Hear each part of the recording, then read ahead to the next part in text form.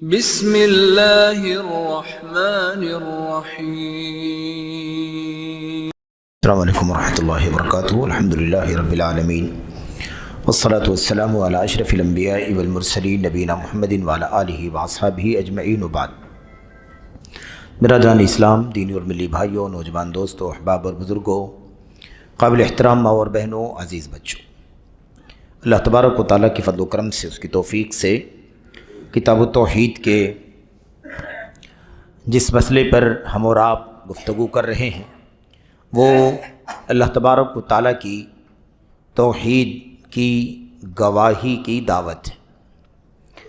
توحید الہ کی دعوت دینا، اس کی شہادت کی طرف لوگوں کو بلانا، یہ ہمارا موضوع ہے۔ اس سلسلے میں ہم نے آپ نے نبی کریم صلی اللہ علیہ وسلم کی اس حدیث کو پچھلی ایک دو مجلسوں میں پڑھا ہے، جس میں نبی کریم صلی اللہ علیہ وسلم نے معاذ بن جبل رضی اللہ تعالیٰ عنہ کو یمن بھیجتے ہوئے بہت ساری نصیحتیں فرمائی اور کچھ خصوصی تاکیدات بھی فرمائی، اس اعتبار سے کہ ان کے جو مخاطب یمن میں ہونے والے ہیں وہ اہل کتاب ہیں، یہود و نصارہ ہیں، اور اہل کتاب کا لفظ قرآن کریم میں بار بار اس لیے کہا گیا ہے، دہرایا گیا ہے، تاکہ اس بات کا احساس ہمیشہ رہے کہ وہ دیگر ادیان، مذاہب، ملل اور قوموں کی طرح نہیں ہیں، بلکہ انہیں اللہ تبارک و تعالیٰ کی طرف سے کتاب دی گئی تھی۔ تورات ان کی طرف اتاری گئی موسیٰ علیہ السلام کے اوپر، اور ایسے انجیل عیسیٰ علیہ السلام پر اتاری گئی، اس لیے وہ اہل کتاب ہیں۔ اس کا خصوصی ذکر اسی لیے کیا جاتا ہے، اور اللہ کے نبی علیہ السلام نے بھی معاذ بن جبل سے یہ بات کہی، اِنَّكَ تَقْدُمُ قَوْمًا أَهْلَ کتاب، آپ جن لوگوں کے پاس جا رہے ہیں وہ اہل کتاب ہیں، عام مشرکین نہیں ہیں جو باپ دادوں کے طور طریقے پر عمل کر رہے ہوں، یا ایسے ہی بت پرستی زمانے دراز سے ان کے ہاں رواج میں ہو، ایسا مسئلہ نہیں ہے، بلکہ وہ اہل کتاب ہیں۔ اس لیے ان سے باتیں کرنے کے لیے، ان کے سامنے دعوت توحید پیش کرنے کے لیے تمہیں پہلے سے ہی اپنے آپ کو تیار کرنا ہوگا۔ اس سلسلے کی جو باتیں مکمل ہوئی ہیں وہ مسائل سے متعلق ہیں۔ مصنف رحمۃ اللہ علیہ نے یعنی شارح نے اس حدیث سے کچھ مسائل کا استنباط کیا ہے، جن میں سے چند مسائل کا تذکرہ آپ کے سامنے اس سے پہلے کی مجلس میں ہوا ہے۔ بقیہ جو مسائل ہیں، فوائد ہیں جو اس حدیث سے ہمیں حاصل ہوتے ہیں، ان کا تذکرہ انشاءاللہ تبارک و تعالیٰ آج کی اس مجلس میں مختصراً کیا جائے گا۔ جو باتیں ہو چکی ہیں اس کے بعد آج جو ہمارے سامنے پہلا مسئلہ ہے وہ یہ ہے کہ انسان کے لیے اور خصوصیت کے ساتھ داعی، دعوت کا کام کرنے والے کے یہ ضروری ہے اور مناسب ہے، اور خصوصیت کے ساتھ ضروری ہے کہ وہ اپنے دین کے سلسلے میں علم اور بصیرت پر قائم ہو۔ داعی، اللہ تبارک و تعالیٰ کی دین کی طرف بلانے والا، دعوت دینے والا، ضروری ہے کہ وہ کیا ہو؟ اپنے دین کے سلسلے میں گہرے علم اور بصیرت سے لبریز ہو، مسلح ہو، آراستہ ہو۔ ایسا نہ ہو کہ دعوت کا کام کرنے کے لیے نکل پڑے اور میدان میں جب آمنے سامنے آ جائے تو علم کی کمزوری اس کے مشن کو کمزور کر دے، بلکہ اس کے مشن کو رود کر رکھ دے، مشن کو مٹا کر رکھ دے، ایسا بھی ہو سکتا ہے۔ اور کہتے ہیں آگے، لِيَتَخَلَّصَ مِن شُبُہَاتِ الْمُشَبِّہِينَ، تاکہ وہ شبہہ پیدا کرنے والوں کی شبہات سے، یعنی تلبیس، ڈاؤٹ، شبہات میں مبتلا کرنے والے جو لوگ ہیں ان کے شبہات سے اپنے آپ کو بچا سکے، اس سے چھٹکارا پا سکے۔ اور یہ چیز کیسے ہوگی؟ علم اور بصیرت اسے کہاں سے حاصل ہوگا؟ فرماتے ہیں وَذَلِكَ بِطَلَبِ الْعِلْمِ، علم حاصل کرنے کے ذریعے۔ یہ ایک مسئلہ ہی دعوت کے مسئلے کا، دعوت کے باب کا، دعوت کے عنوان کا بہت ہی اہم ترین موضوع ہے اور بہت ہی اہم ترین مسئلہ ہے، اور اللہ کے نبی علیہ الصلوۃ والسلام نے بھیجنے کے وقت باقاعدہ آپ نے مستقل گفتگو فرمائی، تعلیم دی، تربیت دی۔ بصیرت کے اندر اس سے پہلے بھی گفتگو ہو چکی ہے کہ بصیرت کے اندر مجرد علم نہیں ہوتا ہے، بصیرت کے اندر کیا چیز ہوتی ہے؟ قرآن کریم کی آیات کا علم، سنت کا علم ہے کہ نہیں؟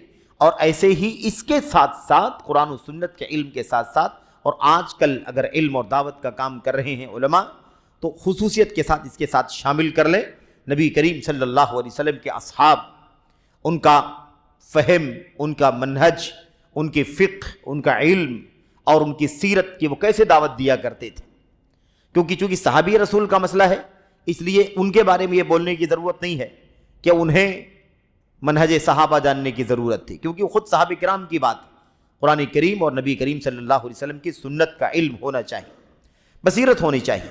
لیکن اب یہ جو ساری چیزیں ہمارے سامنے آ رہی ہیں، آج کل اگر علم اور دعوت کا کام کرنا ہے تو قرآن کریم، سنت رسول صلی اللہ علیہ وسلم اور اسی کے ساتھ ساتھ یہ آئیڈیل جو حضرات صحابہ کرام کا ہمارے سامنے موجود ہے، اس سے آراستہ ہونا ہے۔ اور ساتھ ہی ساتھ بصیرت میں یہ بھی شامل ہے کہ قوم کون سی ہے، پڑھی لکھی ہے، ان پڑھ ہے، دنیا کے اندر بنائے ہوئے دین اور مذہب پر چلنے والے لوگ ہیں، یا آسمان سے اترنے والے کسی دین پر چلنے والے لوگ ہیں، اہل کتاب ہیں، ان کے پاس نبی رسول آئے، کتابیں آئیں، ایسے لوگ ہیں۔ پھر وہ طبقہ کیسے لوگوں کا ہے؟ وہ علم والوں کا طبقہ ہے یا جاہلوں کا طبقہ ہے، یا مثال کے طور پر وہ کس تہذیب اور کلچر اور کس کلائمیٹ میں، کس ماحول میں رہنے والے لوگ ہیں۔ ان تمام سے بھی واقف ہونا بھی ضروری ہے، اور بصیرت کے اندر یہ سب شامل ہے، بصیرت کے اندر یہ سب شامل ہے۔ یہ بھی جاننا چاہیے کہ کب کون سی بات پیش کرنی ہے، پہلے نماز کی تعلیم دے دیں کہ پہلے روزے کی دے دیں، کہ پہلے توحید سکھائیں، کہ پہلے زکوٰۃ دینے کا حکم دیں، پہلے کیا بتلائیں اسے، کس چیز کا حکم دیں، کس چیز سے منع کریں، کب حکم دیں، کب منع کریں، اس کے اصول اور ضابطے ہیں پورے، اس کا ذکر آئے گا، کیونکہ کتاب میں ابھی بہت ساری باتیں آنا باقی ہیں، یہ تو آغاز کے ابواب پر ہم اور آپ گفتگو کر رہے ہیں۔ تو ان تمام چیزوں سے بھی آراستہ ہونا، ان تمام چیزوں کا بھی علم ہونا، یہ بصیرت کے اندر شامل ہے۔ ایک ہوتی ہے فقہ، اگر اس کو محدود کر لیں تو قرآن کریم اور سنت اور صحابہ کرام کا طریقہ، اسے جاننا یہ فقہ ہے، اور اگر اس کو عام معنی میں لے لیں تو بصیرت ہی کا معنی اس کے اندر بھی آ جاتا ہے۔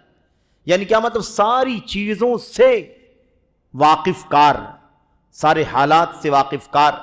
ایک آدمی کو قرآن کریم کی آیت معلوم ہے، ایک آدمی حدیث رسول معلوم ہے، صحابہ کرام کی سنت کے آثار اور ان کے اقوال فرمودات معلوم ہیں، لیکن اب وہ جہاں بھی اسے موقع ملتا ہے بس وہ بولنا شروع کر دیتا ہے، یہ نہیں سمجھتا ہے کہ یہاں بولنے کے لائق ہے کہ نہیں بولنے کے لائق، ان کی عقل کیا ہے، ان کی سوجھ بوجھ کیا ہے، ان کی حیثیت کیا ہے۔ تو فائدے کے بجائے نقصان ہو سکتا ہے۔ اللہ کے نبی علیہ الصلوۃ والسلام اور ایسے ہی حضرت علی بن ابی طالب اور دیگر صحابہ کرام سے بھی اس طرح کے اقوال آثار موجود ہیں کہ حدث الناس بما يعرفون اتحبون ان يكذب اللہ ورسولہ، اس کا بھی تذکرہ آگے آئے گا، آگے بالکل کتاب کے اخیر میں ان باتوں کا بھی ذکر آئے گا۔ حدث الناس بما يعرفون، لوگوں کو وہ باتیں بتلاؤ جو وہ جان سکتے ہوں، سمجھ سکتے ہوں۔ کیا تم چاہتے ہو، کیا تمہیں پسند ہے کہ اللہ کو جھٹلا دیا جائے، اس کے رسول کو جھٹلا دیا جائے؟ اسے کیا معلوم پڑا؟ اسے معلوم پڑا کہ بات کرنے کے لیے، پیغام پیش کرنے کے لیے بھی ضروری ہے یہ جاننا کہ سامنے جو مخاطب ہیں ان کی کیا حیثیت ہے، ان کا کیا مستویٰ ہے، ان کا ذہن کیا ہے، ان کی سوجھ بوجھ کیا ہے، جو فروق فردیہ کہا جاتا ہے، یعنی انفرادی طور پر ہر آدمی کی الگ الگ صلاحیت ہے۔ جو سوجھ بوجھ آپ کی ہے ضروری نہیں کہ دوسرے کے اندر بھی ہو، مختلف ہیں لوگوں کے یہاں، صلاحیتیں، سوجھ بوجھ، سمجھداریاں الگ الگ ہیں۔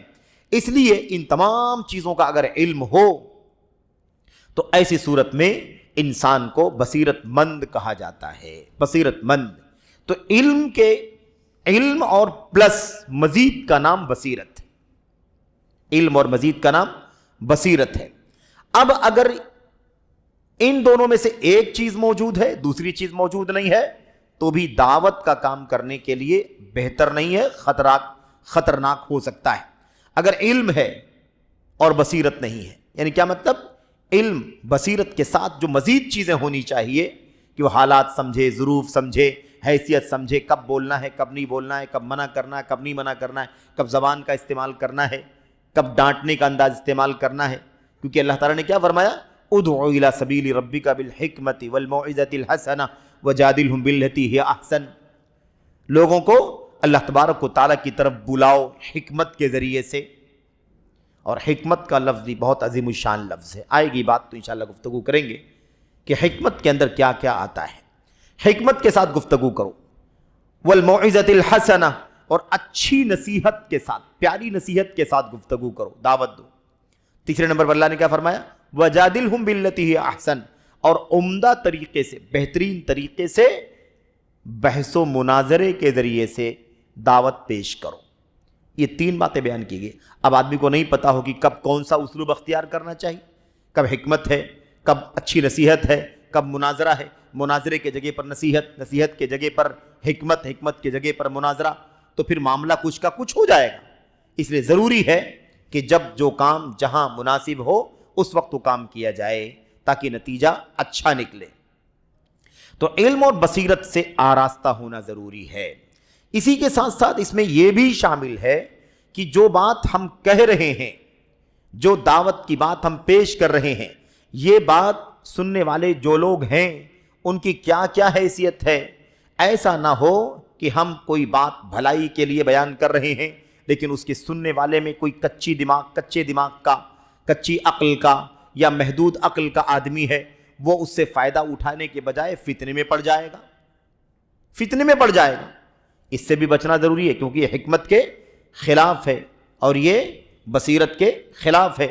ایسے ہی مثال کے طور پر ایسا بھی ہو سکتا ہے کہ کبھی کسی چیز پر نقد کرنا ہے، کسی چیز پر رد کرنا ہے، تو یہ بھی دیکھنا ضروری ہے کہ جس چیز پر نقد کرنے جا رہے ہیں، رد کرنے جا رہے ہیں، برائی ہے، وہ برائی سماج میں کتنے لوگوں میں پھیلی ہوئی ہے۔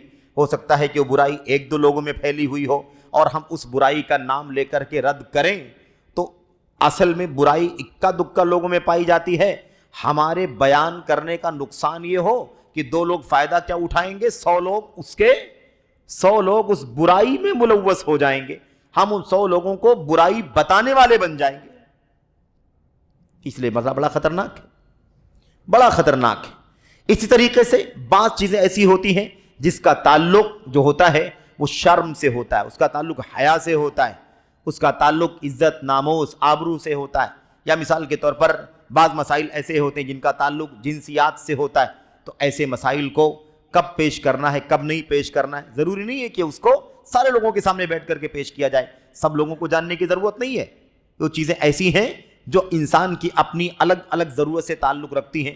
جس آدمی کو اس مسئلے کی ضرورت ہوگی وہ عالم سے تنہائی میں پوچھ لے گا، جس نوجوان کو ضرورت ہوگی وہ تنہائی میں پوچھ لے گا، جس بہن کو، ماں کو، خاتون اسلام کو اس مسئلے کو جاننے کی ضرورت ہوگی وہ کسی سے خفیہ طور پر معلومات کر لے گی۔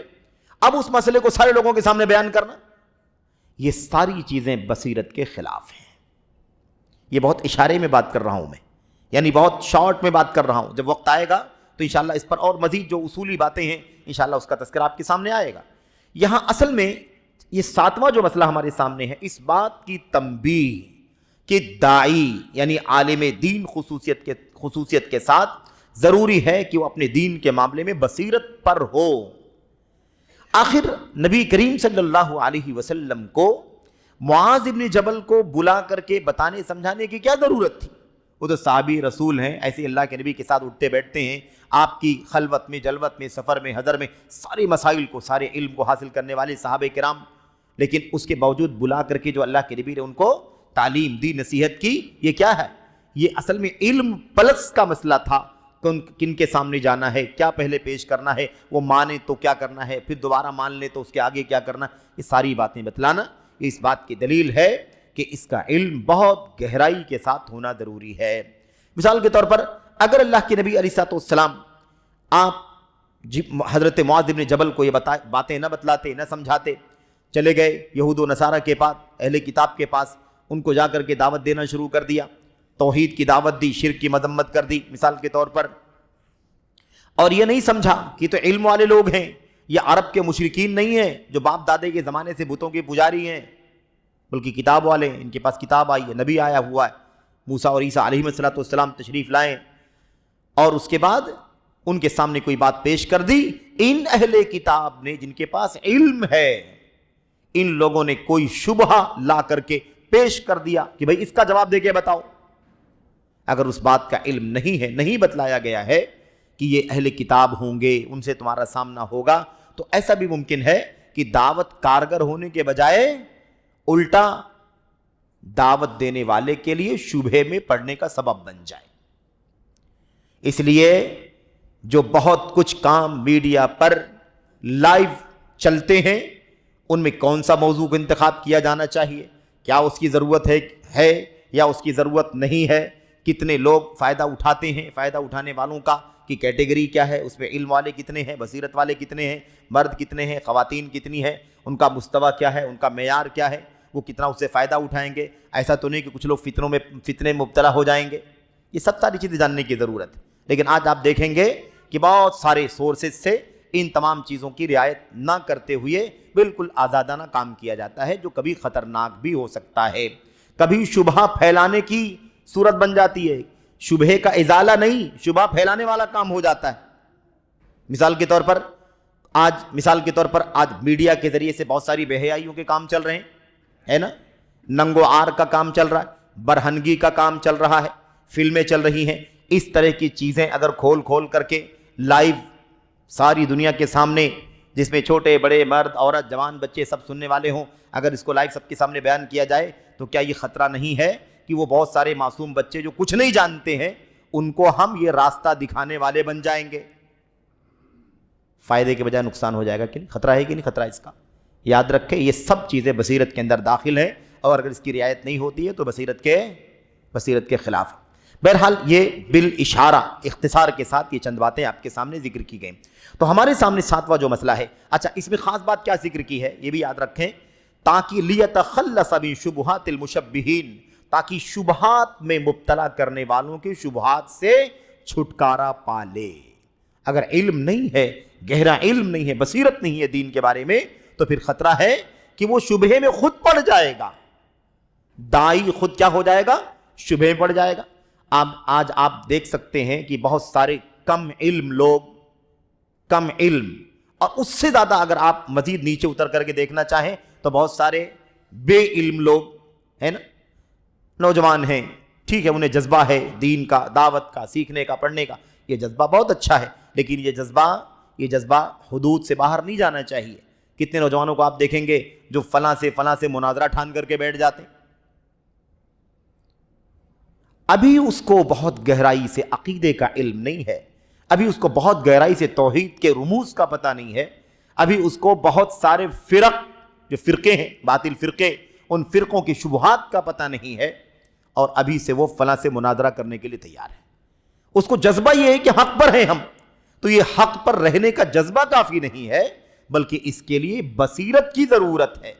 ورنہ اللہ تبارک و تعالیٰ یہ نہیں کہتا کہ اللہ کے نبی علیہ السلام آپ کہیے کہ میں بھی بصیرت کے ساتھ لوگوں کو دعوت دیتا ہوں، اور میری امت کے میرے پیروکار، میرے متبعین بھی بصیرت کے ساتھ لوگوں کو دعوت دیتے ہیں، جذبہ کافی ہو جاتا۔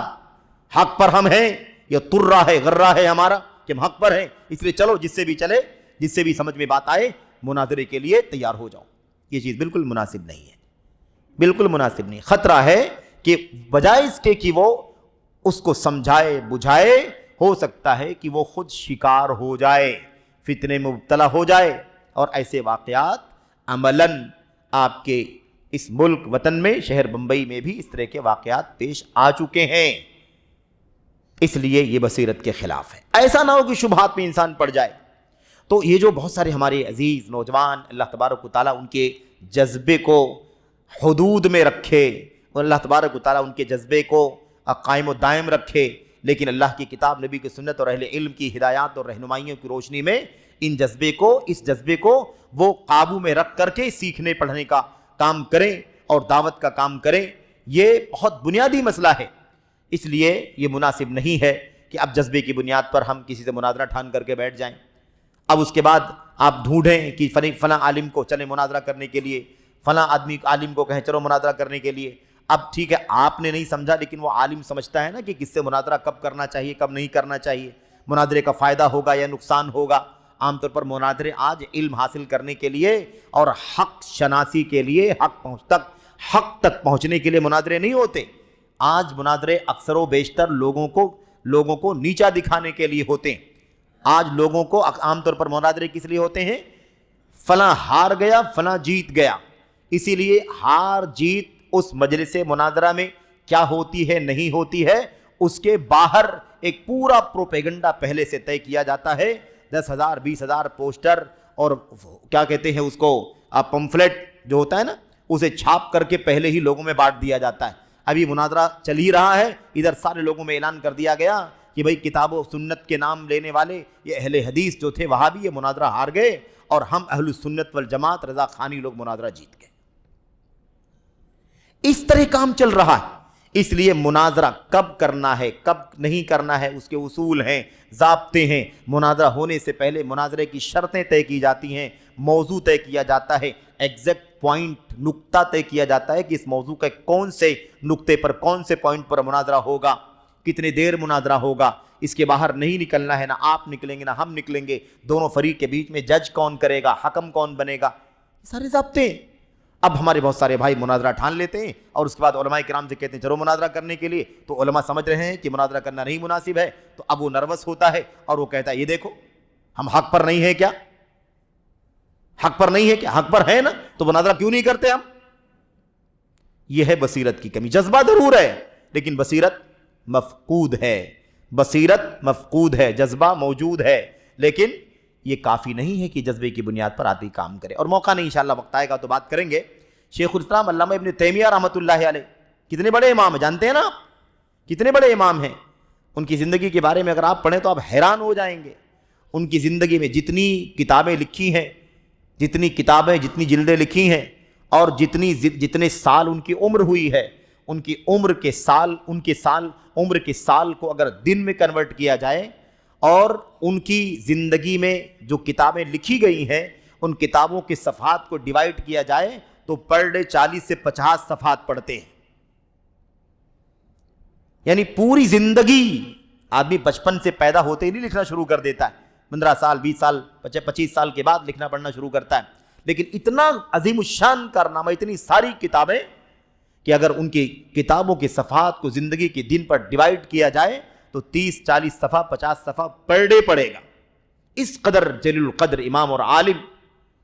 ان کے ساتھ ایسے واقعات پیش آئے کہ بعض مخالفین کے ساتھ ان کا مناظرہ ہونے لگا، سامنے والوں نے کہا کہ ٹھیک ہے اگر آپ حق پر ہیں ہم باطل پر ہیں تو مناظرہ کر لیجئے، لیکن انہوں نے بھی مناظرے کو تسلیم کرنے میں توقف کیا، کہا ایسے مناظرہ میں تسلیم نہیں کرتا، کچھ شرطیں ہیں، ان شرطوں کو پہلے ہمارے اور آپ کے درمیان طے ہو جانا اور اس کو لکھ لیا جانا ضروری ہے، اس کے بعد ہی مناظرہ ہوگا۔ اب آج کل اگر ہماری سوچ کے لوگ ہوں، یعنی آج نہیں کمزور ہے نا سوچ کے لوگ، یا ہمارے جذباتی بعض عزیز نوجوان ساتھی، تو کہیں گے یہ دیکھو شرط ورط کی کیا بات ہے، ہم حق پر ہیں، حق کی ہمیشہ جیت ہوتی ہے، باطل ہمیشہ ہار جاتا ہے، مناظرہ ٹھان لینا چاہیے۔ یہ ساری چیزیں علم اور بصیرت کے خلاف ہیں، یہ ساری چیزیں علم اور بصیرت کے خلاف ہیں۔ اس کو بزدلی نہیں کہتے، اس کو ہار نہیں کہتے، اس کو علم اور بصیرت کہتے ہیں۔ حق پر ہے نا تو اطمینان رکھیں، آج نہیں تو کل شرائط کے ساتھ جب مناظرہ ہوگا تب بھی حق کی ہی جیت ہوگی اور باطل کی ہار ہی ہوگی۔ یہ جلد بازی کہیں آپ کو نقصان میں نہ ڈال دے، اس لیے کوئی چیز اپنی طرف سے نہیں ہونی چاہیے، اہل علم کی رہنمائی اور ان کی ہدایات کی روشنی میں ہی کی جانی چاہیے۔ اچھا خیر، یہ تو ہو گئی مختصر بات۔ دوسرا 8واں جو مسئلہ ہمارے سامنے ہے، اس حدیث سے معلوم پڑتا ہے وہ یہ ہے کہ صلاۃ یعنی نماز جو ہے اعظم الواجبات بعد الشہادتین، دونوں گواہیوں کے بعد، یعنی اللہ کی وحدانیت کی گواہی اور محمد الرسول اللہ صلی اللہ علیہ وسلم کی رسالت کی گواہی کے بعد، اشہد ان لا الہ الا اللہ و اشہد ان محمد الرسول اللہ، ان دونوں گواہیوں کے بعد سب سے بڑا واجب، سب سے عظیم واجب اللہ کے بندوں پر کیا ہے؟ نماز. نماز یعنی یہ بات یاد رہے بعد الشہادتین، دونوں گواہیوں کے بعد. تو نماز بہت اہم ہے، بہت اہم ہے، لیکن یہ اہمیت کلمہ توحید کے بعد، رسالت کے بعد، پہلے نہیں ہے. ہمارے بہت سارے بھائی آپ جانتے ہیں دعوت کے کام کرنے والے، ان کی ساری توجہ نماز نماز نماز نماز. یقیناً نماز کی اہمیت مسلم ہے، لیکن آپ کا یہ طریقہ غلط ہے، کیونکہ توحید کے بعد نماز سب سے اہم ہے، شہادتین کے بعد نماز سب سے اہم ہے. اور مجھے یاد پڑتا ہے کہ علامہ البانی رحمۃ اللہ علیہ نے اپنی کسی کتاب میں ایسا لکھ دیا تھا کہ سب سے اہم رکن نماز ہے، سب سے اہم رکن نماز ہے. بہت سارے لوگوں نے علامہ البانی رحمۃ اللہ علیہ وغیرہ کے اوپر رد وغیرہ کرنے کی کوشش کی ہے، مخالفت کی ہے. تو ایسے لوگ جو تھے ان میں سے کسی نے علامہ البانی رحمۃ اللہ علیہ پر رد کیا، تو اس چیز کو بھی رد میں لکھا.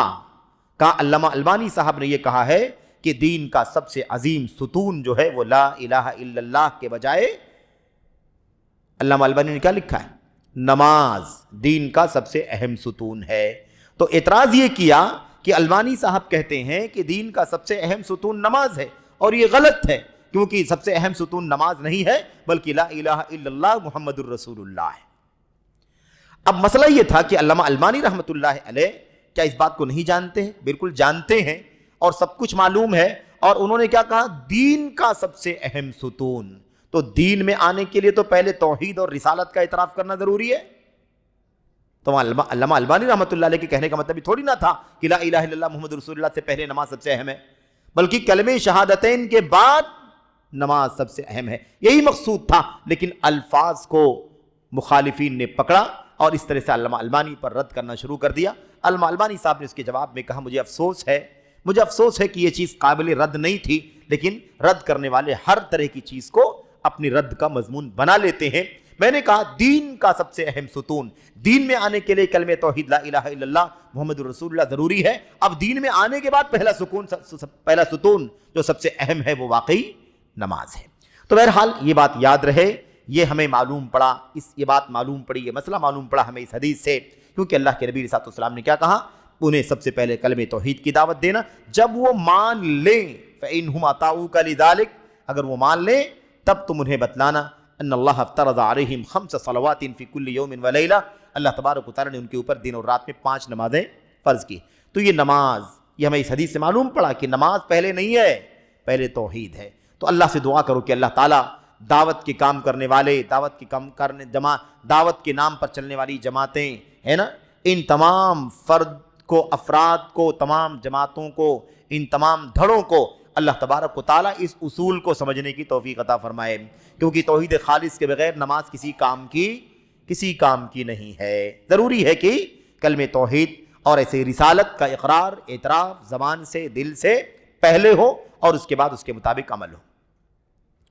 8واں مسئلہ، 9واں مسئلہ اس حدیث سے یہ معلوم پڑا کہ نماز کے بعد سب سے زیادہ واجب ترین رکن زکوٰۃ ہے. اور یہی بات قرآن کریم کی آیتوں سے جگہ جگہ ثابت ہے. کیوں؟ اللہ تبارک و تعالیٰ نے کیا فرمایا؟ اقیموا الصلاۃ وآتوا الزکاۃ، اقیموا الصلاۃ وآتوا الزکاۃ، نماز قائم کرو، صلاۃ قائم کرو اور زکوٰۃ ادا کرو.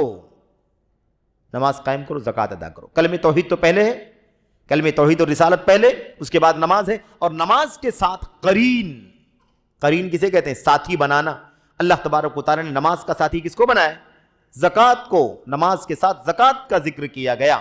اس لیے عام طور پر ہماری اور آپ کی زبان پر تو نماز روزہ آتا ہے، نماز روزہ، نماز روزہ، روزہ نماز ہے کہ نہیں؟ لیکن یاد رکھیں کلمہ دین اسلام کی جو 5 ارکان ہے اس کی ترتیب میں کلمہ توحید لا الہ الا اللہ، رسالت محمد الرسول اللہ، اس کے بعد دوسرے نمبر پر نماز کا قیام، اقامت الصلاۃ، اور تیسرے نمبر پر زکوٰۃ کی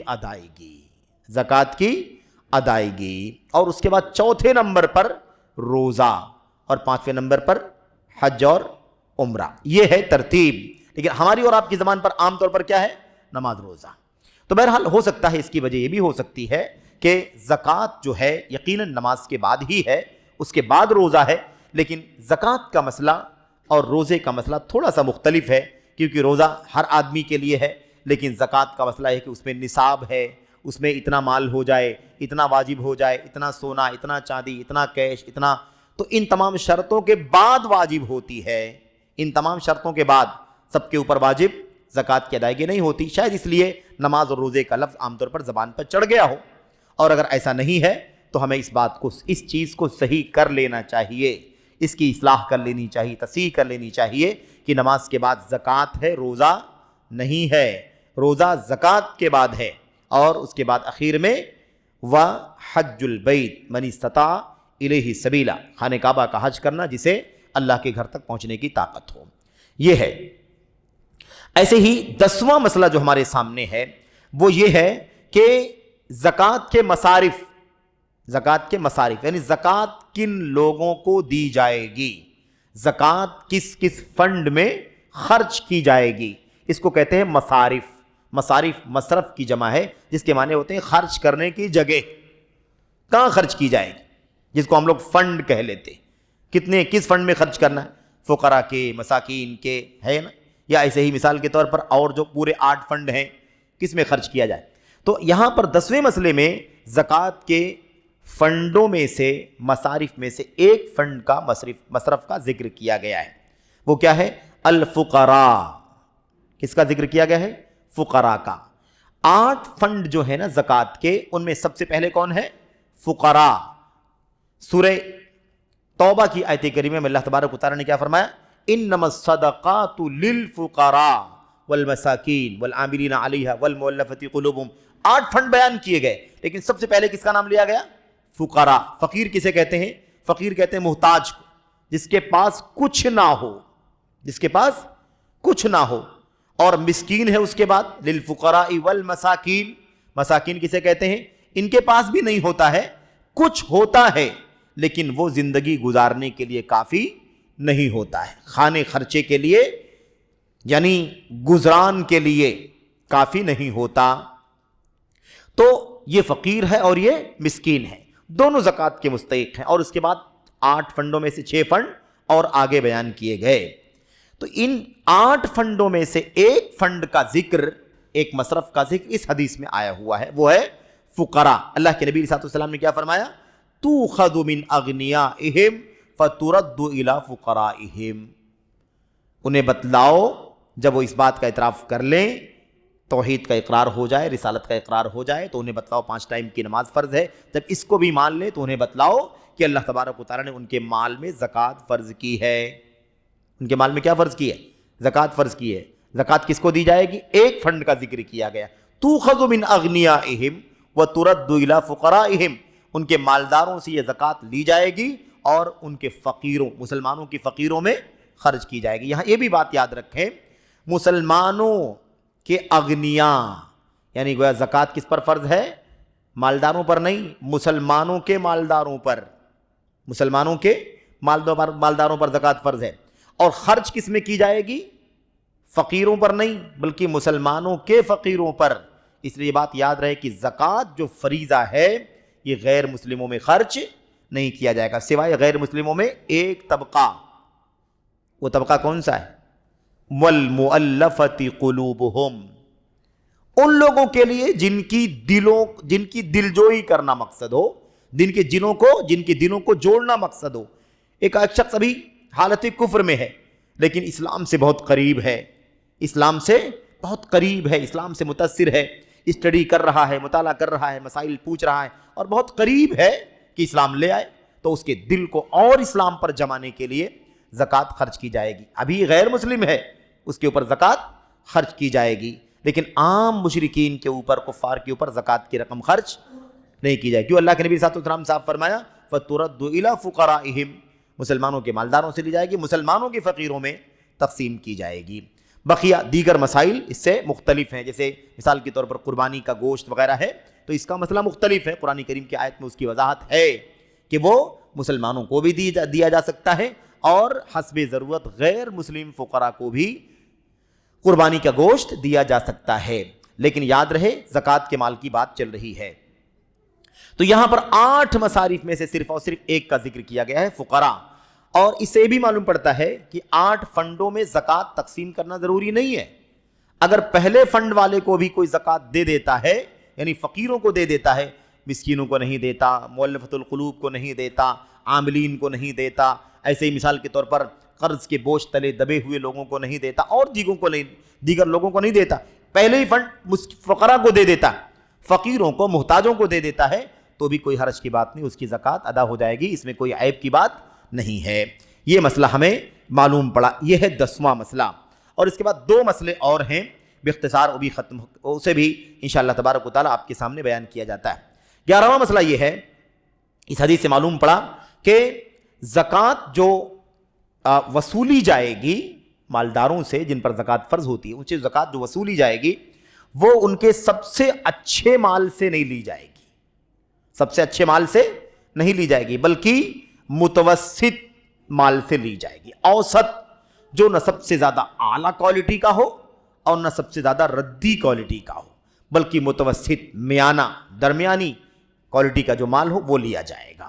اناج میں بھی، ایسے ہی جانوروں میں بھی، مویشیوں میں بھی، ایسے مثال کے طور پر سونے چاندی کے سکے بھی اگر ہوں، اس میں بھی اگر کچھ کمی بیشی ہو تو میڈیم والا، درمیانی حیثیت کا مال زکوٰۃ میں وصول کیا جائے گا۔ کیوں؟ اس لیے کہ لا ضرر ولا ضرار، نہ تکلیف دو نہ تکلیف اٹھاؤ۔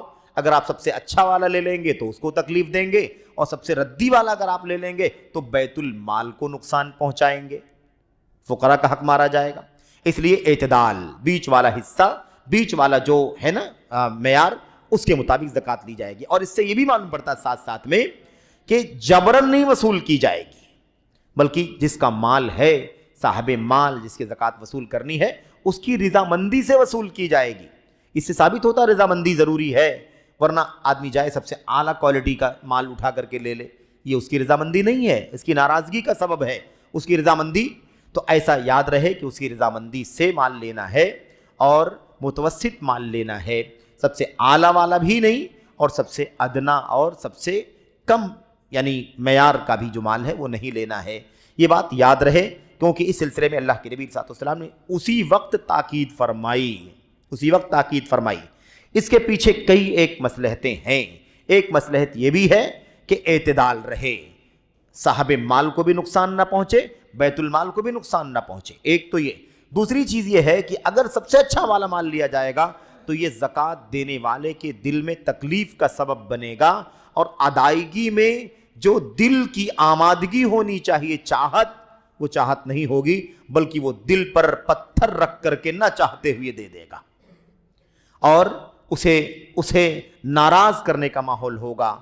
وہ زکوٰۃ دینے میں جو دل کی خوشی کے ساتھ دینا چاہیے، اس کے بجائے وہ اپنے دل کی تنگی کے ساتھ زکوٰۃ ادا کرے گا، اس لیے طریقہ مناسب نہیں ہے۔ ایسے ہی آخری 12واں اور آخری مسئلہ کیا ہے؟ وہ ہے التحذیر من الظلم، ظلم سے آگاہی، ظلم سے تنبیہ، یعنی ڈرنا ہے، بچنا ہے، ظلم نہیں کرنا ہے، ظلم نہیں کرنا ہے۔ اور دوسری بات معلوم پڑی کہ اگر ظلم کسی نے کیا، اور خاص طور پر داعی نے کیا، عالم نے کیا ہے نا، یا مثال زکوٰۃ وصول کرنے والے نے ظلم کیا، تو ایسی صورت میں جس پر ظلم کیا گیا ہے، مظلوم جس کو کہتے ہیں، اگر اس نے بد دعا کے لیے زبان کھولی اور بد دعا کے لیے ہاتھ اٹھایا، تو پھر اس بد دعا کی قبولیت میں کوئی رکاوٹ راستے میں نہیں ہوگی۔ اللہ تبارک و تعالی اور اس بد دعا کے بیچ میں کوئی رکاوٹ نہیں ہے، وہ بد دعا سیدھے اللہ تبارک و تعالیٰ تک پہنچے گی، اور اللہ تبارک و تعالیٰ بد دعا کو قبول فرما لے گا، اور پھر اس کا انجام اس ظالم کے لیے بہت برا ہوگا۔ یہ مسئلہ ہمیں اللہ کے نبی صلی اللہ علیہ وسلم نے فرمایا، واتقی اتقی دعوت المظلوم، مظلوم کی دعا سے یعنی بد دعا سے بچو، فإنہ لیس بینہا وبین اللہ حجاب، کیونکہ مظلوم کی بد دعا اور اللہ تبارک و تعالیٰ کے بیچ میں کوئی رکاوٹ نہیں ہے، کوئی رکاوٹ نہیں ہے۔ بعض روایتوں میں ہے یرفعها اللہ فوق الغمام، اللہ تبارک و تعالیٰ مظلوم کی بد دعا کو بدلیوں کے اوپر اٹھاتے ہوئے آسمان تک پہنچا دے گا، اور فرشتوں کی طرف سے اعلان ہوگا، اللہ تبارک و تعالیٰ کہے گا لَأَنصُرَنَّكَ وَلَوْ بَعْدَ حِينٍ، مظلوم تجھ پر ظلم کیا گیا ہے، میں تیری ضرور مدد کروں گا، تھوڑی دیر کے بعد صحیح، تھوڑے مرحلے کے یعنی معمولی وقت کے بعد صحیح لیکن تیری مدد ضرور ہونی ہے۔ تو مظلوم کی بد دعا سے بچنا ہے۔ تو یہاں پر ایک بات تو ہوگی ظلم سے ڈرنا، ظلم سے بچنا، ظلم سے آگاہ رہنا۔ میرے بھائیو، ظلم بہت خطرناک ہے، ظلم بہت خطرناک ہے۔ اسلام میں ظلم کی اتنی مذمت ہے، اتنی مذمت۔ ان اللہ کے نبی صلی اللہ علیہ وسلم نے فرمایا ان اللہ لا یملی للظالم حتی اذا اخذہ لم یفلتہ۔ اللہ تبارک و تعالیٰ ظالم کو مہلت دیتا رہتا ہے، اللہ تعالیٰ ظالم کو مہلت دیتا رہتا ہے۔ ایک آدمی ظلم کیا اور ظلم کرنے کے بعد بھی ابھی اس کے ساتھ کوئی سزا کا معاملہ نہیں ہوا ہے نا، یا اس کے ساتھ کوئی ناگہانی معاملہ پیش نہیں آیا، وہ پھر مزید ظلم کرتا ہے، پھر ظلم کرتا ہے۔ اللہ کے نبی صلی اللہ علیہ وسلم نے فرمایا کہ اللہ تبارک و تعالیٰ ظالم کو چھوٹ دیتا ہے، اس کی رسی ڈھیلی کرتا ہے، اسے مہلت دیتا ہے، حتی اذا اخذہ، یہاں تک کہ جب اسے پکڑے گا، لم یفلتہ، تو اسے نہیں چھوڑے گا۔ یہ بہت خطرناک مسئلہ ہے۔ اس لیے ظلم کی چکی میں کسی کو پیسنا دراصل حقیقت میں اپنے آپ کو ظلم کی چکی میں پیسنا ہے، کیونکہ ظلم کا وبال ظالم کے اوپر ہے، ظلم کا وبال ظالم کے اوپر ہے۔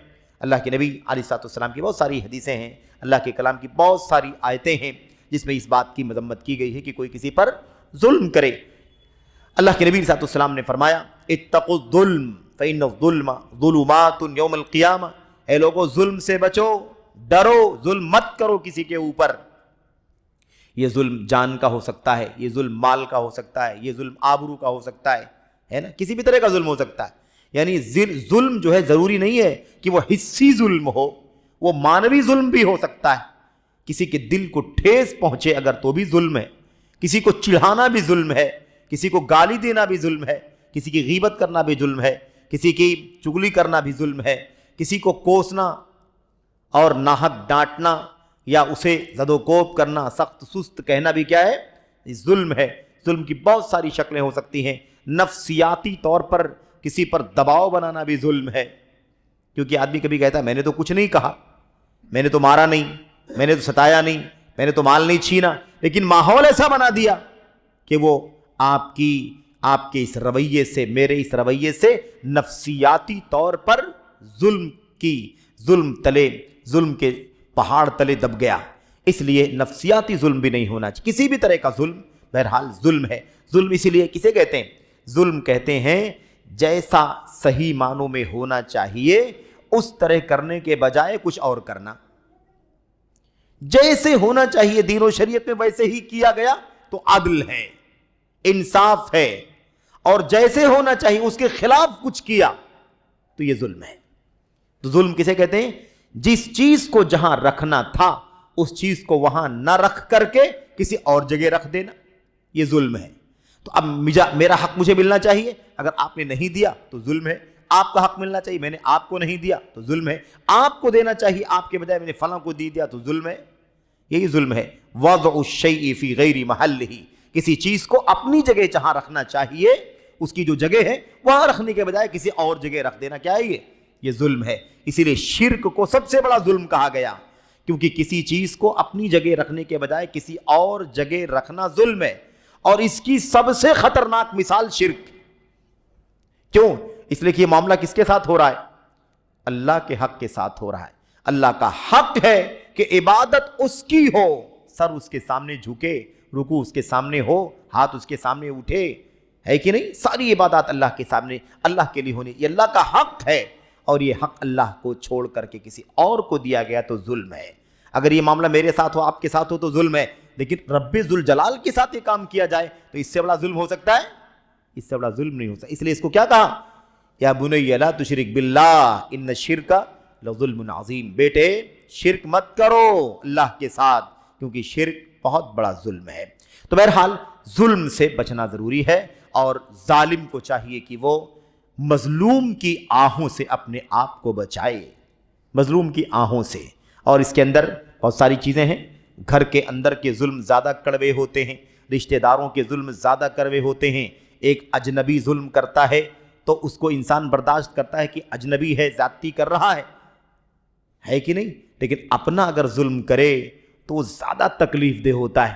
کسی شاعر نے کہا تھا وَظُلْمُ ذَوِي الْقُرْبَى أَشَدُّ مَضَاضَةً، علی المرء من وقع الحسام المہندی، قرابت داروں کا، رشتہ داروں کا ظلم زیادہ کاٹنے والا ہوتا ہے، زیادہ تکلیف پہنچانے والا ہوتا ہے، انسان کے اوپر زیادہ تکلیف دہ ہوتا ہے۔ کس سے؟ کہا وہ ہندوستان کی حسام جو مہند تلوار ہوتی تھی، اس کی کاٹ جتنی زیادہ تیز ہوتی ہے نا، اس سے زیادہ تیز تکلیف ہوتی ہے جب قرابت دار کسی قرابت دار پر ظلم کرتا ہے۔ میرے بھائیوں، وراثت کے مسئلے میں بڑے ظلم چل رہے ہیں۔ ہم نے اس سے پہلے بھی اشارہ کیا تھا کہ میراث کے مسئلے کا ظلم بہت خطرناک ہے۔ ایک خون دوسرے خون پر ظلم کر رہا ہے۔ آپ بتائیے کتنی تعجب کی بات ہے۔ بیوی کے اوپر شوہر کا ظلم، بھائی بہن کے اوپر بھائی کا ظلم، بیٹی کے اوپر باپ کا ظلم، ماں کے اوپر شوہر کا، بیوی کے اوپر شوہر کا ظلم۔ یہ ظلم کی اتنی خطرناک شکلیں ہیں۔ قیامت کا دن ہوگا، اللہ تبارک و تعالیٰ نے قرآن کریم میں ارشاد فرمایا، ابھی اس کا موقع نہیں ہے کہ وہ آیتیں پڑھی جائیں، اس کا ترجمہ اور اس کی تفسیر وغیرہ پر گفتگو کی جائے، کسی موقع پر بات ہوگی۔ اشارہ موقع آیا ہے تو اشارہ کر دیا جاتا ہے، کیونکہ مظلوم کی بد دعا سے بچو، کیونکہ اس کی دعا اور اللہ تبارک و تعالیٰ کے بیچ میں کوئی رکاوٹ نہیں ہے۔ اس بات کو یاد رکھنا ہے۔ اللہ تبارک و تعالیٰ نے قرآن کریم میں جو آیت کریمہ ارشاد فرمائی، اس کی تفسیر میں صحابہ کرام صحیح سند کے ساتھ بیان کرتے ہیں۔ قیامت کا دن ہوگا، اللہ تبارک و تعالیٰ کی طرف سے اللہ تبارک و تعالیٰ کی طرف سے انسانی حقوق کا قصاص بدلہ دینے کے لیے اعلان کیا جائے گا کہ اگر کسی نے انسانوں میں آپس میں کسی نے کسی پر ظلم کیا ہے تو اس کے لیے اعلان کیا جاتا ہے ہر حق والا اپنا حق لے کر کے کھڑا ہو اور بتلائے کہ کس نے اس کا حق مارا ہے۔ تو قیامت کے دن یہ سارے رشتہ دار کھڑے ہو جائیں گے، ماں بہن بیٹی بیوی سب کی سب کھڑی ہو جائیں گے اور وہ کہیں گی کہ اللہ ہم پر فلاں نے ظلم کیا، اس باپ نے، بھائی نے، بیٹے نے، شوہر نے ظلم کیا ہے۔ اس لیے اللہ تبارک و تعالیٰ ان سب سے قصاص لے گا اور اس ظلم کی سزا کل قیامت کے دن اللہ تبارک و تعالیٰ کے سامنے ظالم کو دی جائے گی، مظلوم کو ظالم سے اس کا حق دلایا جائے گا۔ بہرحال اللہ سے دعا کریں کہ اللہ تبارک و تعالیٰ ہر طرح کی ظلم سے بچنے کی توفیق عطا فرمائے۔ ایک ذرہ بھی اللہ تعالیٰ کے دین میں ظلم کی گنجائش نہیں ہے۔ یا عبادی انی حرمت الظلم علی نفسی وجعلتہ بینکم محرما فلا تظالموا۔ حدیث قدسی میں اللہ کے نبی علیہ الصلوۃ والسلام نے فرمایا تھا کہ اللہ تبارک و تعالیٰ فرماتا ہے، اے میرے بندو میں نے ظلم کو اپنی ذات پر حرام کر دیا ہے۔ اپنی ذات پر ظلم کو حرام، اللہ تعالیٰ ایک ذرہ بھی ظلم نہیں کرے گا کسی بھی بندے کے اوپر، نہ کرتا ہے نہ کرے گا کبھی بھی۔ اللہ تعالیٰ سے زیادہ انصاف کرنے والا کوئی نہیں ہے، اللہ سے زیادہ عادل کرنے والا کوئی نہیں ہے۔ تو اللہ تبارک و تعالیٰ کہ اللہ تعالیٰ نے کیا فرمایا؟ میں نے اپنے اوپر ظلم کو حرام کر لیا ہے، وَجَعَلْتُهُ بَيْنَكُمْ مُحَرَّمًا، اور میں نے ظلم کو تمہارے درمیان بھی حرام کر دیا ہے، یعنی تمہارے بیچ میں بھی ظلم حرام ہے۔ فَلَا تَظَالَمُوا، اس لیے اے میرے بندو تم آپس میں ایک دوسرے پر ظلم نہ کرو۔ تو یہ بہت بنیادی مسئلہ ہے۔ اللہ سے دعا ہے کہ اللہ تعالیٰ ہم سب کو عمل کی توفیق عطا فرمائے۔ اپنے ایمان، عقیدے، عمل، سلوک، دعوت، ارشاد، تبلیغ، ان تمام تر مسائل میں اللہ تبارک و تعالیٰ ہمیں اپنی کتاب، اپنی نبی کی سنت اور سلف امت کی سیرت کو آئیڈیل اور نمونہ بنانے کی توفیق عطا فرمائے۔ آمین رب العالمین۔ وصلی اللہ وسلم وبارک علی نبینا محمد وعلی آلہ وصحبہ اجمعین۔ السلام علیکم ورحمۃ اللہ وبرکاتہ۔